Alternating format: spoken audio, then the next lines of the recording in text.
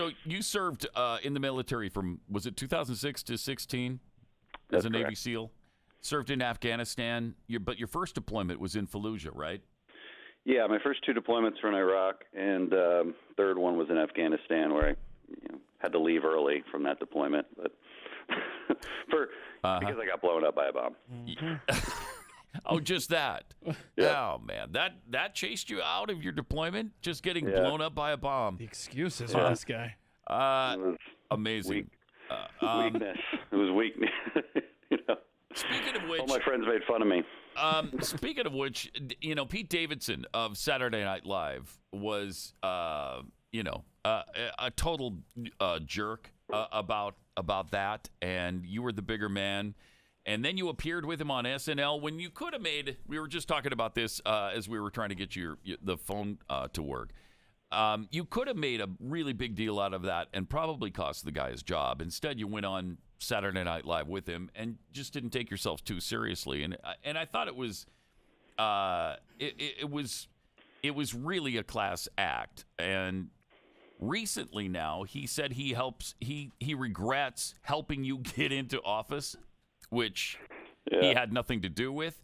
No. And you're being the bigger man again, to your credit. It's amazing. I don't know how you do it, because I probably wouldn't be playing it the same way you are. Yeah, no, Pete Davidson is in quarantine right now, just thinking about me constantly. I think when he says something controversial, it's how he kind of gets famous. But what he said was he regrets making me famous. And he definitely didn't get me elected. No. The way it all played out, I was already elected. But I talk about that story in a chapter called "The Right Sense of Shame," and the reason I talk about it there was because the way Saturday Night Live played out was an example of using the right amount of shame and forgiveness. Whereas you could totally imagine that entire scenario playing out differently, which is how you described it. Unleash the outrage mob, get this guy fired, demand that SNL, bow down to the mob and repent and all that. And that could have happened easily. They wouldn't have invited me on the show. America would have moved past this one and moved into their corners, and nobody would have felt good about it. That's usually what happens. But because we were able to effectively give each other some grace, I could assume pretty objectively that Pete Davidson meant to have some pretty serious digs against Republicans. It was clearly a biased skit. Mm-hmm. But it's not necessarily the case that he meant to take a real deep dig at a wounded veteran.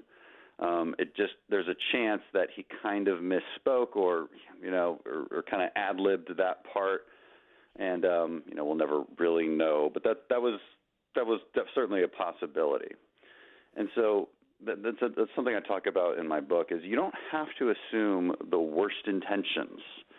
And that is a feature of our politics these days. Sure assume is. the worst intentions about what somebody is saying. Now, I think Democrats do that a hell of a lot more than Republicans. Not saying we don't do it, but but it happens all the time, right? Right.